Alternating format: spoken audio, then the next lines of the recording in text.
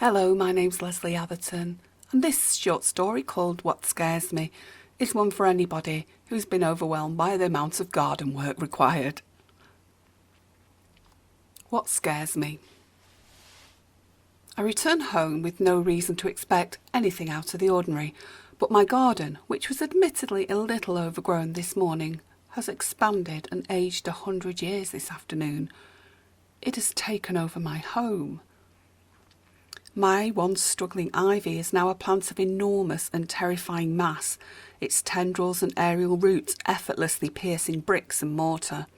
No glass remains in my double-glazed window panes, and purple flowering thistles sprout from skirting, meeting halfway the stalactites of mould suspending themselves from what once was my living room ceiling.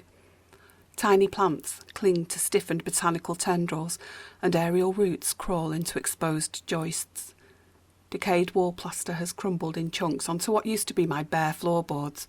I kick away dusty tangles of plaster and greenery, and it becomes obvious that the boards, once solid oak, have been age transformed into nothing more solid than rusty orange powder. I step backwards onto the relative stability of stone. The home I spent my life loving and decorating, with its eclectic mix of colours and styles, has suddenly become an ancient and rotted ruin. The habitual smell of plug-in air fresheners is now replaced by the stench of putrefaction, stagnant water and sulphurous fumes. Moulds and mosses grow in abundance, as do grasses which take advantage of the sun leaking through gaps in the roof's tiling and sprout directly in the sunny spots.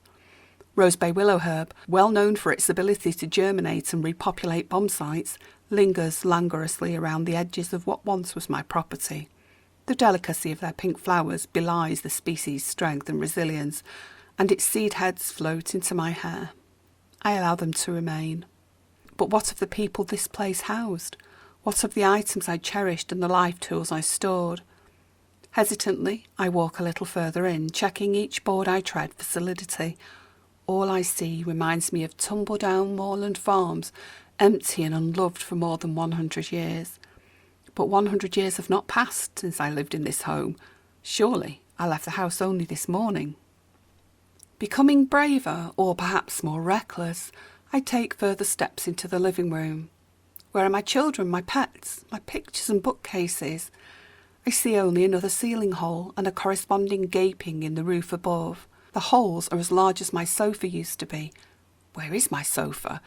And through them I view the reddened sky and the branches from a neighbouring ancient yew. Becoming braver still, or perhaps just more desperate, I search further throughout what remains of my home. Upstairs, another offending branch, mossy and deformed, has dealt with its intrusion into my space by melding into the floor and walls, and it now begins to meld into me. I look down at my feet, and inch by inch they become covered with moss, and as I wiggle my toes to rid myself of the green, the vines cover them too. They slither up my ankles and onto my legs, and as they do so, the once red sky turns black, and all around me darkens. As I look up at the sudden torrents of rainfall, I'm paralysed by shock and astonishment, and I fall as my feet are pulled from under me by the vines which drag me from the doorway, down the stairs and into what used to be the kitchen. I am being pulled feet first towards the middle of the room, and towards the slimy, gradually opening chasm that has likely already taken my children and so much that is dear to me. And I am completely powerless to resist the pulling vine ropes which drag me down further and further into the pit. And then I am no more. Nature, perversely delighted at this unwilling human sacrifice, commands the rains to cease as suddenly as they started, and demands the skies clear. My house collapses into the soil, not dramatically as in the destruction of an industrial chimney, but more gently as in the speeded up gradual withering of a herbaceous plant. And though my physical form is gone now, my spirit has gained a form of knowledge as I return to the soil and the deep dark places under it. I know that the house and contents were never in existence. Only the earth and its creations were ever real.